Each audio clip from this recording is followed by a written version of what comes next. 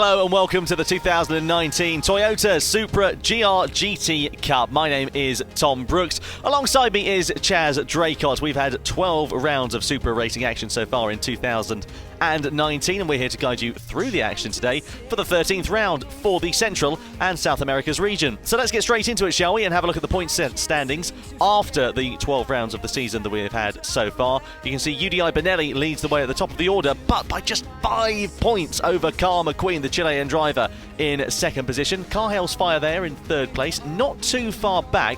Then, Chaz, a bit of a gap begins to form from fourth place. Yeah, 700 points almost back to Nico M19, and then another couple of hundred keeps dropping down there. Although, to be fair, between Didico and Rodrigo, there's only 4 points in that. So, again, really close between those guys. And, yeah, like you say, there is the odd gap here and there, a couple of hundred. But as we've seen in other regions as well, 100 points or 200 or even 300, you know, it may seem like a lot to some people, but because of how the points work with these races, it's very easy to flip that advantage back around. Just looking as well, actually, 11th and 12th, Gabriel Messias and IOF Racing, 4 points between them. My mental math is clearly fantastic. 6,066 points to 6,070. So you never know, that might change around today here as well, as these guys take on the fantastic Nordschleife.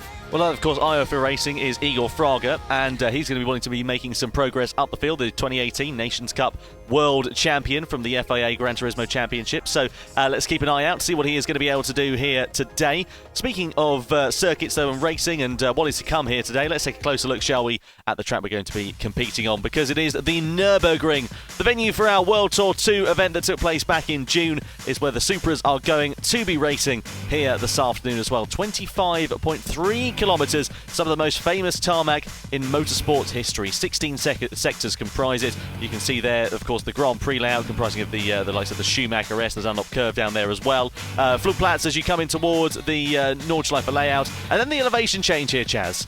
Yeah, 300 metres elevation change. Nice round figure, of course, but really, really prominent on this circuit. And these cars, you know, they're not the most powerful things in the world, so they can sometimes struggle going up some of these sort of steep inclines that you get at Nürburgring.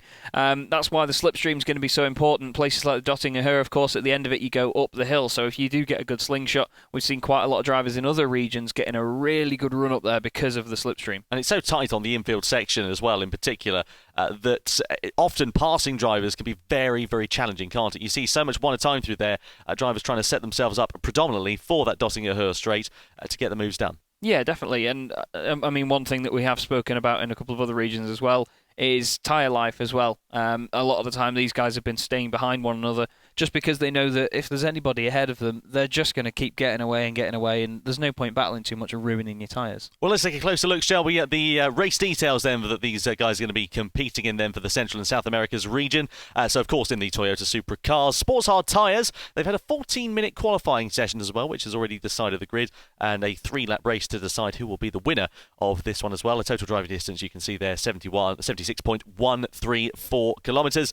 Fuel consumption and tyre wear are going to be a big factor in this one, not necessarily so much for fuel consumption, but tyre wear in particular here, Chaz, as well. Strategy call is going to make it, unpredictable, to say the least. Yeah, definitely. You can see there, even though it's only a 3-lap race, 2 of those laps is the predicted life of these sport hard tyres. Of course, the drivers have got a real decision to make because it's such a long lap. The amount of time that they'll lose on, you know, that final tour of the circuit is going to be massive in comparison. We've seen some of them coming in quite early on, maybe lap 1 even. We've seen some guys coming in at the end of lap 2. It's going to be difficult for them to make their minds up depending on where they are in traffic as well, because, you know, track position is so key around here. So with all that in place, let's head over to the grid, shall we, and get the start of this race underway. Onto the grid then, IOF Racing qualified on pole position. UDI Benelli starts alongside him on that front row of the grid. Rolling start for these guys here, Chaz, down towards turn 1. Should make things, in theory, a little bit less dramatic for them. Yeah, definitely. I mean, we've seen from other regions as well, these guys really think about the slipstream, even down that first straight. We've had a couple of people weaving before. So it'll be interesting to see whether these guys do it. We didn't have it, I don't think, in the North American race. So, you know, it's just one of those tactics, people trying to get advantage then as they come onto the straight. And you'll see the lights go red in the background of this wonderful shot that we get as they come past. And IOF Racing will lead them away. Certainly will. Igor Fraga then qualifying on pole position. Carhaus Fire. Alex Stream in 5th position as well. Keep an eye on him for him, and also DNA Nike there as well. Look for the red lights at the top of the gantry. As soon as they go out, we will be racing then. So IOF Racing leads the field over the timing line as we get ready to get this one underway for round 13 of the GR Supra GT Cup. Heading down towards the first corner for the first time. You certainly can't win the race there, but you most certainly can lose it. So keep an eye out and see whether anybody makes any rash moves. Look at Gabrielli there. He's trying to find his way through on UDI Benelli, but he was a day late to the dollar short. But IOF Racing runs it a bit wide. He's now side by side with Benelli as they come through the left-hander, which follows. He's going to just about get good traction. Is UDI Benelli there as they come out of the corner. They're still side by side for the race lead. 4-track position. Running him over to the edge of the circuit there is Benelli, and he's going to have the outside line coming in towards this left-hander. IOF Racing on the inside there. Gets back through. He still, somehow, despite that mistake, holds on to the race lead. That was very, very tough stuff there. To be fair, it's the first time that we've actually seen any sort of position changing going on around these first few corners. It's been very tame, and like we were saying, we thought it would be, and it certainly hasn't been. IOF Racing just made that mistake into turn 1. It's a very hard corner to judge. Benelli goes down the inside now into the hairpin.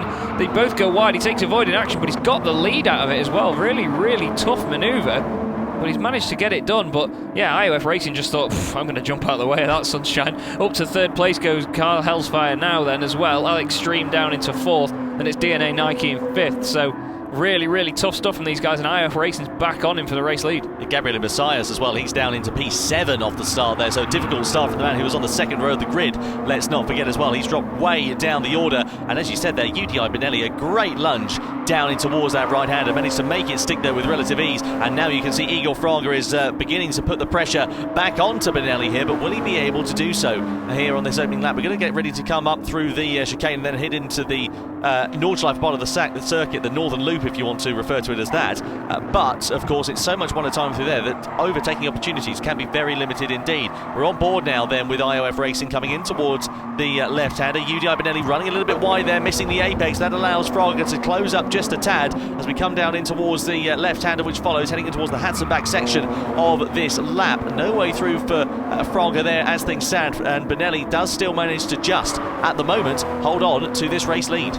Yeah, really quite scrappy stuff from these boys at the beginning. I mean, Fraga, they're just running a little bit wide again as well. They're really pushing the cars from the get-go here. We've seen in other regions as well that we've done that they're sort of a bit more tame on these first laps, just getting the tyres to temperature, you know, just identifying what the guys are doing in front. These guys are absolutely going for it on lap 1 here. These tyres are not going to last this race, and if I'm honest, as it stands at the moment, if they keep this up, I think everyone's just got a pit because they're just going to ruin this rubber. Well, the advantage for them, if everybody else around them does pit, of course, is that it makes it a bit of a moot point in terms of whether you pit or not, effectively, because you're not going to be losing any time because everybody else is in exactly the same boat.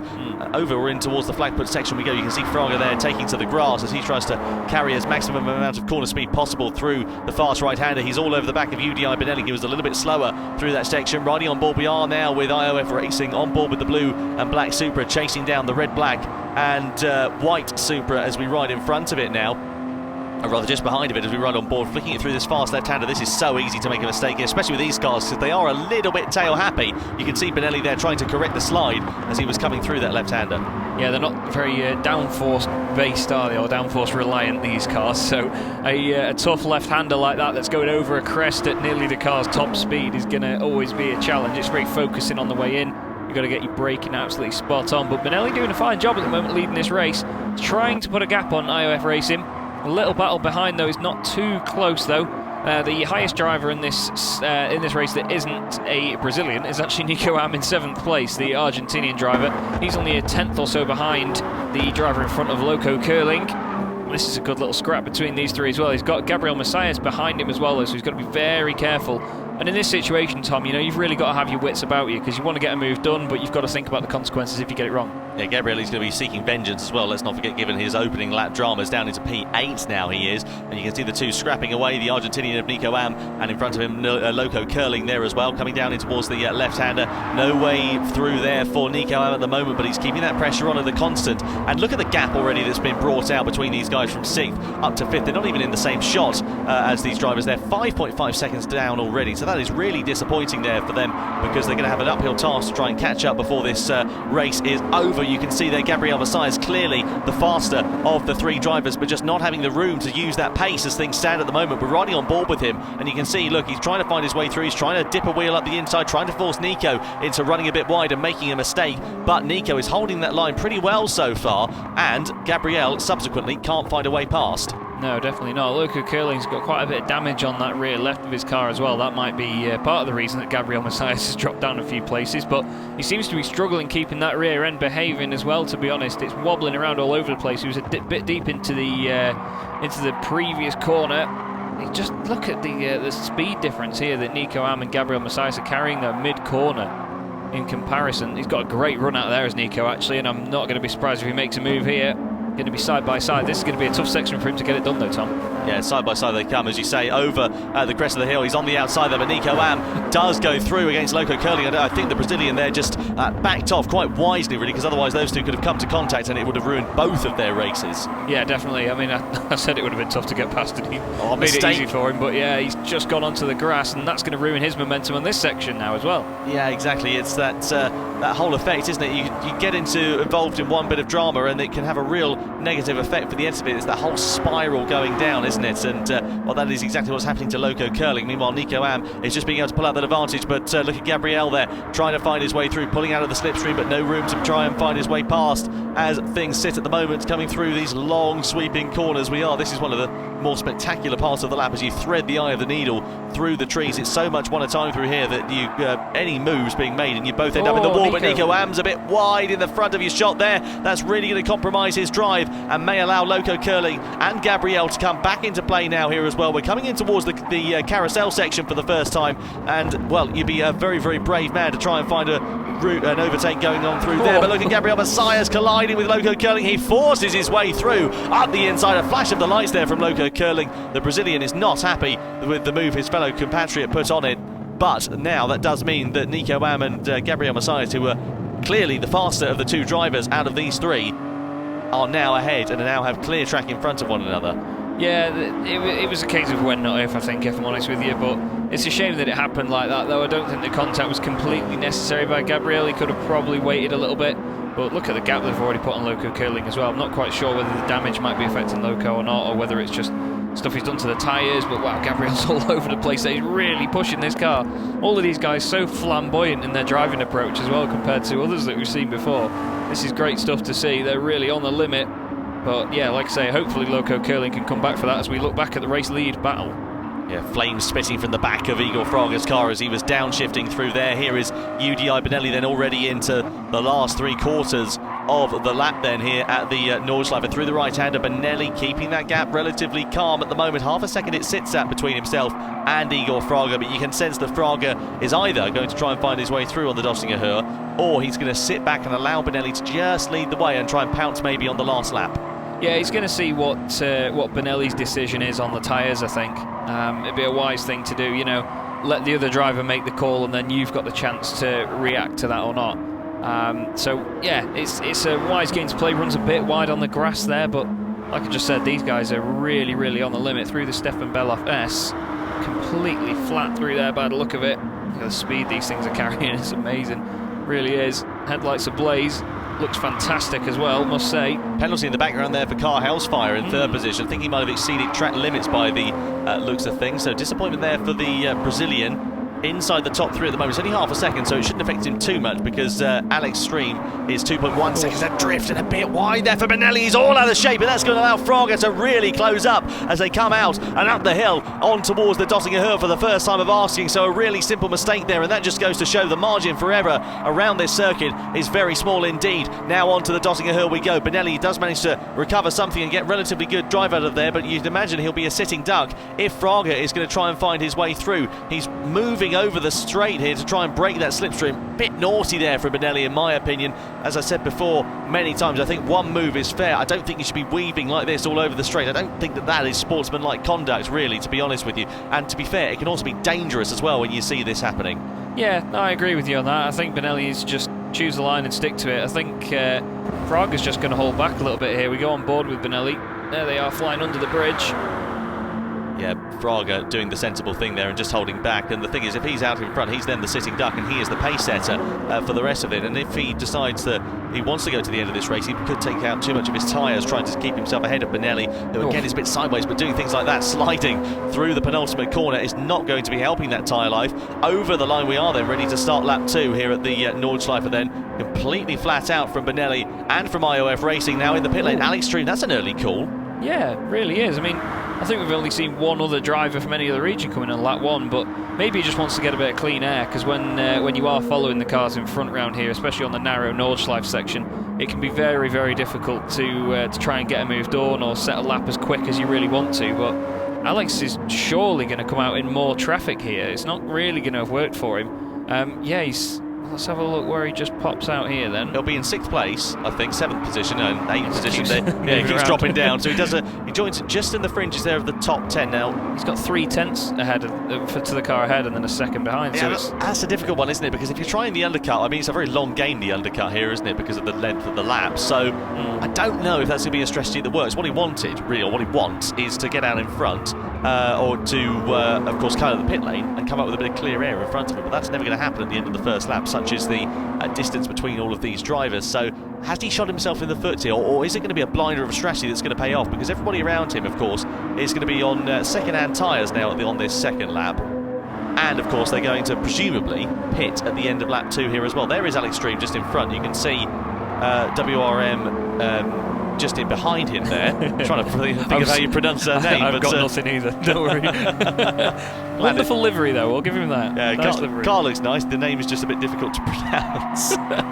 But you can see Alex Stream in front of him there though, and it's, you know, it's quite strange how strong a visual representation you get from the pace that these guys have on new tyres, you know.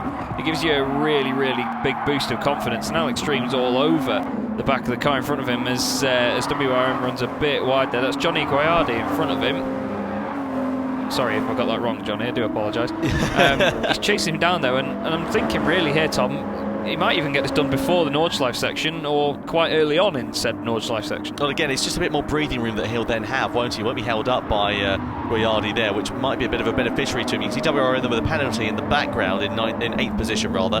So presumably that is for exceeding track limits, and that is not what he'll have wanted at all. Alex Stream tries to have a lunge up the inside as Guayardi goes a little bit wide. They're side by side coming down towards the left-hander. Brazilian against Chile, and down the inside we go, and he's through into 6th place. Well, he's living up to his name, isn't he, at the moment, Alex Stream? That was a really extreme move. Really went down the inside quite late there, but he's got it done, and he's running away now. You can see just that extra bit of grip is really helping. There's no grip on the grass, though, Sunshine. Loco Curling, 8th place. He is now behind Johnny Guayardi. And yeah, let's not forget, Loco Curling, of course, was involved in that squabble we saw for position earlier on, and has done a good job, actually, there of just keeping himself on his own. A little bit wide there in the background for WRM. He's lost a position as well to Ledlab. He's off on the grass as well. He's decided to go and do a bit of rally crossing here at the Nürburgring circuit. Does manage to keep himself back on the track, but he's now down in 11th position. So again, as we saw earlier on with some of the other drivers, one mistake can cost you severely. Yeah, definitely can. I think he got he must have already lost the place to Loco Curling when he got that half-second penalty as well, to be fair, because he was already behind him before that mistake. So it's just gone from bad to worse on this lap for WRM, unfortunately. But we have a look now at the lead battle again. Benelli is not quite running away with this, to say the least, from Igor Fraga. He's just chasing him down. But like I said in other regions, Tom, it's just about putting the pressure on and just making the move at the right time, not pushing too hard. Wow, what a shot that was of them two through there. Beautiful car control from these guys. These are two of the best in the world. And look at the sort of how similar their lines are through there. You know, they're really, really trying to push this to the best of their abilities, but at the same time, you want to try and keep it smooth. And Benelli there as well, he's looking the least comfortable of the two drivers, you've got to say, between himself and Igor Fraga at IOF Racing, who we're riding with now. Just coming down towards this left-hander, Fraga just looks to be a little bit more comfortable. The thing is, that'll give him a bit more tyre life, so if these guys don't pit until the end of, or they don't pit at all throughout this race, then he will be at a bit more of a premium, because of course he'll have a little bit more rubber and subsequently more grip underneath him as well.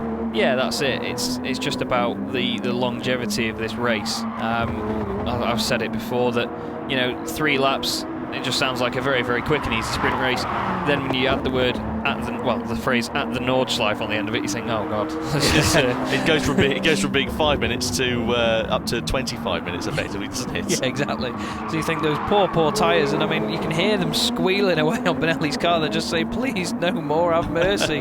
But he's got to defend and he's got to keep pushing. So Igor Fraga's going to be, well, he's going to be quite comfortable right now, I think. I mean, we know what he's like under pressure. He knows what he's doing. Let's put it that way.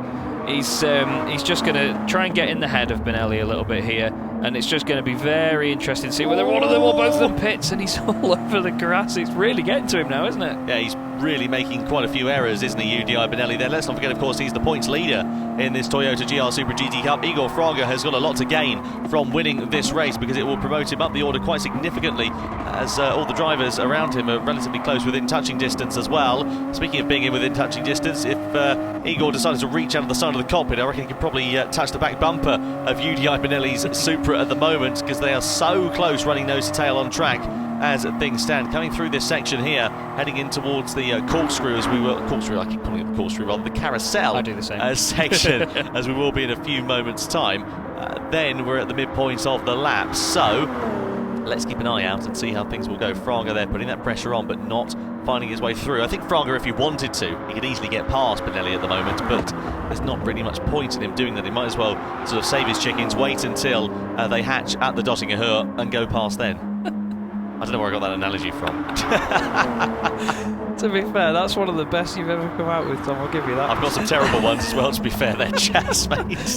So into the corkscrew section they come then. It's Handwave Racing chasing UDI Benelli. And they come towards it now then. It's a very infamous corner. I mean, like we've been saying before, you've got to go single file around it. You can't go for a move. They dip into it then. You see the different surface. It's great to watch cars go around there because, you know, you sort of feel the struggle a little bit because it's such a difficult piece of tarmac to negotiate. But this section now then, really, really narrow. This is where it really sort of tightens up a bit. And it's very much single file round here as well because the corners flow so well into one another that if you're offline for one of them, it can really affect your corner speed for the next. Yeah, certainly can. There is UDI Benelli then still on the raggedy edge. He is trying to defend that lead. In terms of the sector times between them, well, he and Fraga have been exchanging fastest sector times pretty much the entirety of this second lap here. And this is kind of what we're used to seeing. The gap begins to spread out here, Chaz, in the middle part of this race on lap 2. And then lap 3, when everybody else makes their pit stop, it really closes up once again. Yeah, and like we've seen in other series, you know, dirty air isn't an issue in these cars. They do punch a big old hole in the air as well, but with them being based mainly on the road car, of course, that they don't have to worry about massive aero dependencies and, you know, sort of any backwash from other cars. They can closely follow, almost like touring cars as such, and get a bit door to door and really up close and personal. And that's why we love watching these races, because these guys do love a bit of door banging, let's face it. UDI Benelli though, a bit sideways still. Same with Fraga as well. You can just see from the steering inputs how much he is pushing. A bit of corrective oversteer there as well. And now they come down towards the jump and then they're going to make their way round towards the end of the lap and the very infamous Stefan Beloff S. Yeah, through in towards the right-hander, threading the eye of a needle. They are at nearly 100 miles an hour going through there. The left-hander we go through now, and again Fraga using all of the road, trying to increase that gap out to UDI Benelli, trying to close that gap down, I should say, to UDI Benelli in the race lead at the moment. Meanwhile, further back, not really much in terms of the on-track action. There's not too big of a gap actually between WRM and Ski Skink in 11th and 12th position respectively. But other than that, this is the main battle we're looking at on screen at the moment. There is Hal Leard in 10th place in the red Toyota Supra. Loco Curling just down the road there in front of him, but the battle for the race lead is about to intensify because we're about to come on towards the Dottinger Höhe with these top two drivers. Here is Johnny Guajadi and Ledlap there. They're also squabbling for position in 7th and 8th place respectively. Very close for the Argentinians, trying to find his way through against the Chilean driver. Look at this, running nose to tail. They are going through in towards the final section before the Dottinger Höhe. Closing is Ledlap here, and he's trying to find his way through. He's down the inside against the Chilean driver. He finds his way up the inside, and he's through into 7th place. That was textbook, that really nicely executed by Ledlap. He had so much confidence on the brakes and to get the car turned in. You can see him driving away now. Going to have a look though, yeah. Fraga's going for the lead, isn't he? Look at that, side by side we come down the Dotting Her, and Fraga has then pounced on lap 2. Now, is he going to carry on, and will UDI Benelli follow suit here as well, or are they both going to pit at the end of lap 2? This has really changed things now, because now it's Fraga that's got to make the decision, and it's up to Benelli to react to that how he feels is necessary. But they're so close together. Look how sideways they both are. You've got to think surely they're both going to pit. Surely they're both going to. Yeah, is he going to fake it? No, he's in. Right then. Now let's see. It's crunch time. Who's going to come out in front? Well, like Carl Hellsfire. Is he going to do the same? Yeah, he is. He's straight in there from third position. Carl Hellsfire. Oh, DNA Nike there is an off-track excursion from fourth place. Well, he'll be pitting. Absolutely no doubt about that there as well. Yeah, that car looking a little bit second-hand. The tyres clearly giving up the ghost. Now, what about Alex Stream? Because he was... Where is he there? He's fifth position. The guys have just finished their pit stops. Now, where are they going to emerge out? Where is it? Yeah, but he's pitted already, Alex Stream. Let's not forget as well. So he's going to emerge. But where is he going to emerge? Down in third position. In fourth place, as Car Hellsfire also comes out. So that undercut... not really worked at all. Yeah, there you go. You can see your two race leaders of Fraga, who is ahead of Benelli, of course, now on fresh rubber. And Alex Street, well, he tried the undercut there. He's ahead of DNA Nike, who, of course, that mistake will have really hindered him, especially as he came into the pit lane there as well. But he's up into fourth position, but he's on lap-old tyres now as well. And, well, you say lap-old tyres, that doesn't really sound like much, but when it's at the Nordschleife, lap-old tyres, 25 extra K on them, means a lot. Yeah, it really, really does, especially at these speeds as well, and with how hard these guys are pushing. I am actually quite surprised that that he didn't even come in again. I think he might have just bitten the bullet and done it. But Fraga now, he's on fresh rubber, and he's going to have a lot of confidence in the car based on that last lap being a bit more sketchy. Benelli's just got to really focus here and just see whether he can make that gap back, but I think Fraga's got into his head here and he might just run away with this now. The gap it's fluctuating between 7/10 and 9/10 of a second, so not too big at the moment, and it's at the point where slipstreams could still come into effect, but they've got 7.6 seconds over Car Hellsfire behind them, so they could battle away as much as they want, not really worry here, Tom. Yeah, they've got a good buffer, haven't they? Definitely, there's no doubt about that for them at the moment, but is Fraga going to be able to increase that buffer to UDI Benelli? He's got good pace behind him. We know how quick Fraga can be on fresh tyres as well. And, well, it remains to be seen what will happen. Maxi Liu there in the pit lane, the last of the drivers who is pitting, presumably then to make his final pit stop, because Johnny Guiardi and also DSF Fernando are opting to go to the end of the race without stopping. Likewise, Ari Leber as well. But you see Maxi Lolu there in the pits as well, down in 16th position. 16.2 second stop there for him, so minimal fuel on board and a set of hard tyres there as well. Yeah, it's just... it's a bit of a difficult one when you're further down the order. You might not gain that much from it, but it depends on what your rivals are doing around you, I suppose. He's 20 seconds down on the guy in front now, though, so it's obviously not worked out for him, unfortunately. As we see Benelli still trying to chase down IOF Racing, of course, Igor Fraga. 6/10 to 7/10 still the gap. So he's not really running away with it as much as I thought at this point, Tom, but you know, there's plenty of the laps still to go, plenty of places for him to get the slipstream, and of course, if Benelli can be close enough coming onto the Zottinger Her for the last time, he might just get the win then as well. It is entirely possible, isn't it? Through the left-hander we are then on towards this short straight up to the flag put section then. Through the right-handed kink, threading the eye of a needle. They are at 124 to 125 miles an hour. Igor Fraga there taking to the grass, take that long sweeping line in. He looks easily more comfortable compared to the two through that corner, but he runs it a bit wide on exit. Does that allow Benelli to close up a little bit? Not really, no. No, he might get a tiny bit of slipstream where it's a bit straighter down here, but it's not going to be enough to really make any inroads. They've got to be very careful over this crest now as they go to the left. We've seen a couple of mistakes decide races this way as well. Look at the amount of steering lock they're putting in those poor tyres. You can really hear them screaming. Looks like Fraga's going a bit deep there, but to be fair, you don't want to hit that inside curb because it can really unsettle the car as you turn in. So good job by both of them to keep the momentum up as they go back down the hill. What do you think the key to good laps and consistent laps around this Nordschleife circuit are here, Chaz?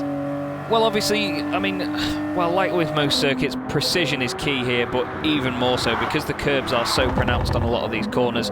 You really don't want to hit them and unsettle the car too much. Oh, wow, Guiardi here and Messias side by side. Gabriel really committed round the outside there. That's not somewhere I'd like to be, if I'm honest with you.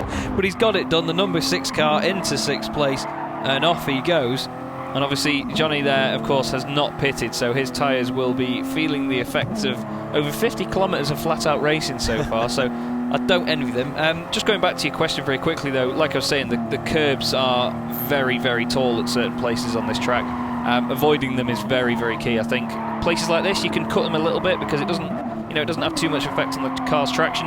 But chicane here, it's like hitting a brick wall at this point. I mean, you can see how high they are. It unsettles the car. Well, there's a prime example for you. Thanks very much, Johnny, for showing us that. It's almost like he was listening to the commentary, wasn't it? Yeah.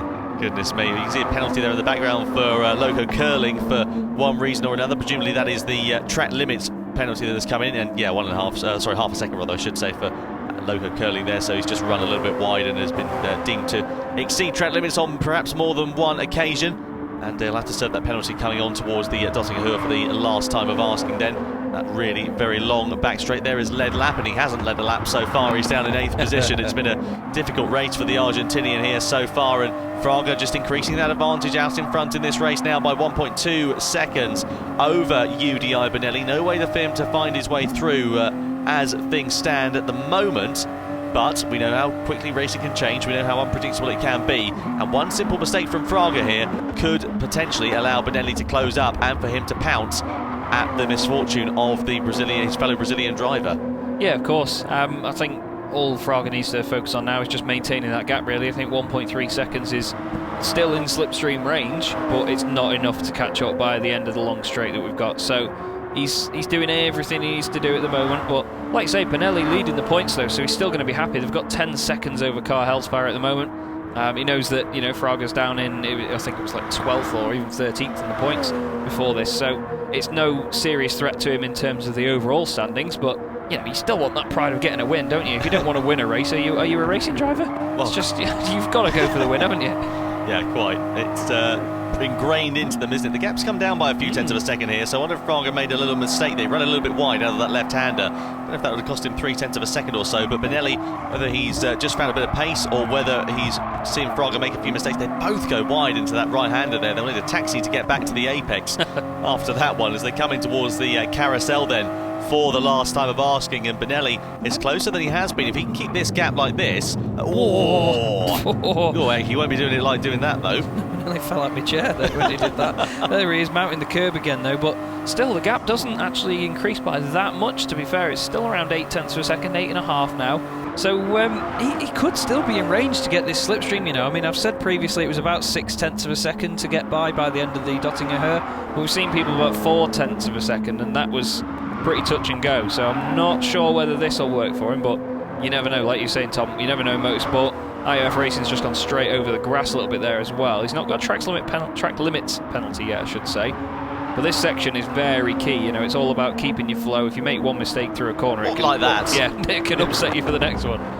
Yeah, Fraga there running a little bit wide. He's pushing very hard and perhaps overdriving. We've seen that happen too much, haven't we, in these circumstances where drivers will try and just push on, try and create a gap to the driver who's trying to chase them down, and it doesn't really work, does it? That's the problem. No. Well, Benelli's in the... I think as the following car, you are in a much better situation because you can see the car ahead of you really pushing too hard. And you just know then what you've got to do with it. They're making the mistakes, they're making the slides, and you think, okay, well, he's losing a bit of time. I can brake a bit earlier here, just make sure I safely make the apex, get a good run, get some momentum. As we look at Loco curling, he's had a bit of a nightmare race so far because of a couple of penalties, quite a bit of contact. He's been barged out the way.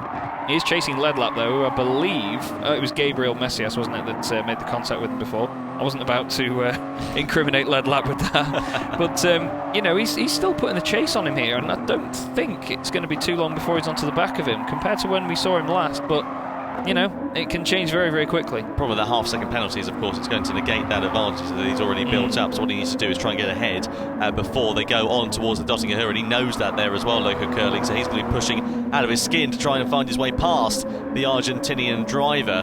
Speaking of coming on towards the Dottinghur, then on towards that straight to use that slipstream. Now, Igor Fraga and UDI Benelli, the race leaders, are coming onto it. And this is going to be very, very interesting indeed for this race lead now. So here is UDI Benelli then in second position, chasing down Igor Fraga. Is that gap just a bit too great? It's now 1.2 seconds coming onto this straight, and I don't think that slipstream is going to be particularly effective. He may still get a little bit, the gap will still come down naturally, but again, they're doing the weaving down the straight. You're probably better just staying in a straight line, if I'm honest, if you're the car following at this point. Igor Fraga's realised there's no point me weaving around. It's just going to make me look a bit silly rather than, negating all that slipstream. It's still coming down, though. Less than a second now, but I think it's going to be a bit too little too late here, though. Yeah, that's the problem. I agree. Definitely. Yeah, over the brow of the hill there, though. I just don't think it's going to be as effective as he would have hoped. If he'd been a few tenths of a second closer, you can guarantee he would have thought about something, unless he absolutely sends it through on the brakes. I don't think Benelli is going to be able to mount a charge to Igor Fraga. The gap is closer than it ever has been. Is he going to think about something into the final series of corners? He is. He lunges down the inside as Benelli, but he's straight on and into the wall. It was never going to stop that in a month of Sundays, and he goes off onto the track. Over the line we go, and down in towards the checkered flag for Igor Fraga, who takes victory. He kept his calm, he kept his head. Well, Benelli, he had to have a go, didn't he? He had nothing to lose, but he was never going to get that slowed down. Oh, well, fair play to the commitment, though, Benelli. I thought he's closing up quite a lot here. Car Hellfire rounds out the podium. Great result for him. Very lonely race, actually. 10 seconds behind the other guys, and then 11 seconds behind him is Alex Stream 555. But, wow, Benelli absolutely sent it. Great awareness as well by Igor Fraga, you've got to say, to avoid that, and he just let it go wide, and he just stayed out of the way so it didn't cause a massive incident. But, wow, he really was closing, though, but yeah, I think that was just a little bit over-enthusiastic there as Gabriel Messias comes home in 6th place down the pit wall to celebrate with his team. You know, they'll be all hanging over the pit wall celebrating his lead lap as well.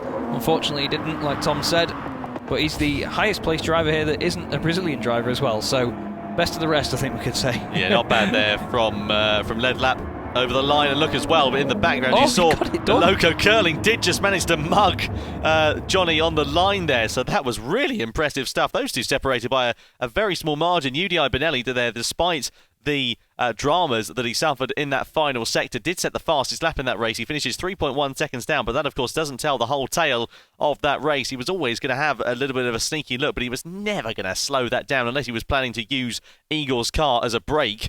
But, well, very impressive stuff nonetheless. Johnny finishes there in 9th. In the top 10 is Hartley, then WRM, Ski Skink, as well as Marlow, DSF, Ari Lever, and then Maxi Lulu in 16th position as well, all finishing a lap down the order. Nico Am down there as well. We didn't see exactly what happened to Nico, come to think of it, because he was doing really well in the early stages, and then miraculously he wasn't racing out on track. So whether he suffered a technical problem or a disconnection or something like that, it does happen because, of course, all of these drivers are competing from home for these races. But either way, very disappointing there for Nico Am, because he had actually relatively good pace. Yeah. Let's take a look then, shall we, at the point standings after 13 rounds of the GR Supra GT Cup and piece together exactly what it sits like. So, UDI Benelli still on the top of the timesheets there, despite finishing in 2nd position. Carl McQueen, House Fire, Nico Am and Turismo Rodrigo don't move any positions, but DNA Nike, IOF Racing, Igor Fraga moves from outside the top 10 into the top 10 into 7th position following that victory. Alex Stream in 8th position there, and then just on the fringes of the top 10, a couple of people moving down. Yeah, UDI Alex M there, dropping down the order. Gabriel Messias goes up into the top 10, like you say. Johnny Guayardi, he drops down to 11th with UDI Didico in 12th place. And TSI Judith comes into the top 16 there as well with 4,288 points. But, well, Benelli didn't get that win. He'll be a bit frustrated with that. You know, I've got to give him commitment points for that move at the end. Fair play. He absolutely sent it, like you say. Yeah, he had to go, didn't he? It didn't quite work out for him.